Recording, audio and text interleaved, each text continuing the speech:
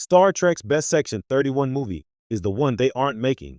In the sprawling universe of Star Trek, Section 31 occupies a unique niche, shadowy, morally ambiguous, and tantalizingly unexplored.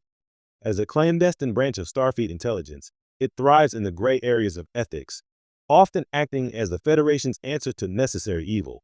Fans have been clamoring for a big screen treatment, but the truth is, the Section 31 movie we actually want, one that truly delves into the dark heart of Starfleet, is the one we aren't getting.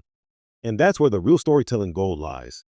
To understand why this unmade Section 31 film would be so remarkable, it's worth examining what Section 31 represents.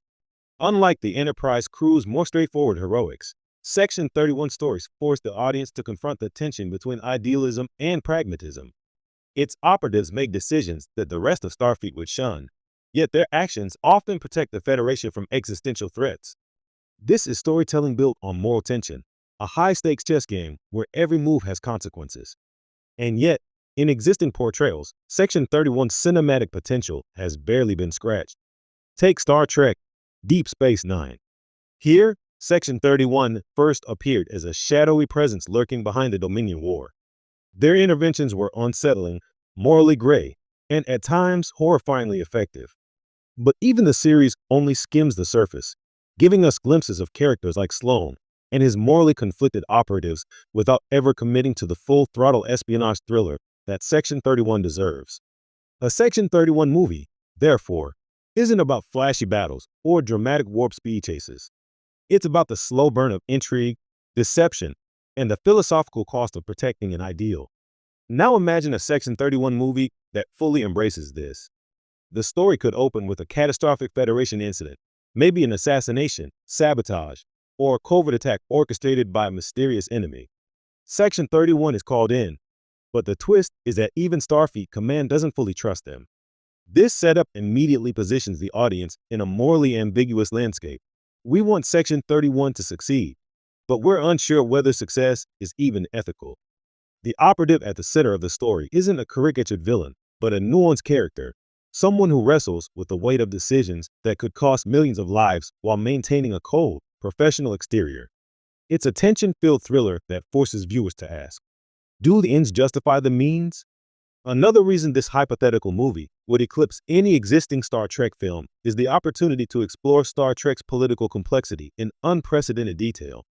The Federation is often presented as an idealistic utopia, but Section 31 operates in the cracks where diplomacy fails, treaties are meaningless, and secrecy is the ultimate weapon. A fully realized Section 31 narrative could show us the Federation in a new light, powerful, principled, but capable of ruthless pragmatism when survival is on the line. This is not the optimistic Star Trek we're used to. It's a darker, grittier, more intellectually challenging version that asks questions about governance, morality, and trust in ways no other movie has dared. The visual language of such a film would also stand apart. Imagine the stark contrast between the polished, bright corridors of Starfleet vessels and the shadowed, labyrinthine environments where Section 31 operatives work. Cinematic lighting could ignite the moral darkness of covert operations, creating a tone more akin to espionage thrillers like Tinker Tailor Soldier Spy than typical space opera.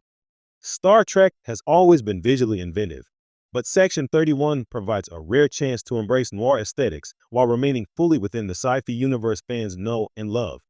Then, there's the emotional core. Section 31 stories are often about isolation, loyalty, and betrayal. An unmade movie could explore the psychological toll on agents who live double lives, constantly balancing personal conscience against professional duty. Unlike traditional Star Trek movies, where heroism is largely public and celebrated, this story would dwell in secrecy, moral compromise, and the quiet devastation that accompanies it. It's the kind of character study that resonates long after the credits roll, leaving viewers questioning not just the story, but their own assumptions about right and wrong. Finally, the casting possibilities are tantalizing. Existing Section 31 characters like Sloan or Ash Tyler's ambiguous counterpart could anchor the story, but the film could also introduce a fresh protagonist, someone whose loyalty to the Federation is tested in unexpected ways. Supporting characters could include morally compromised politicians, scientists forced to aid covert operations, and even sympathetic civilians caught in the crossfire.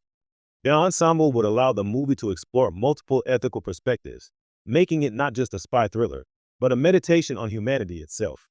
The irony, of course, is that this movie doesn't exist and likely won't, at least not in the form fans truly crave. Recent Section 31 projects, like the Discovery spin-offs, have hinted at the potential but stopped short of the full exploration. Yet perhaps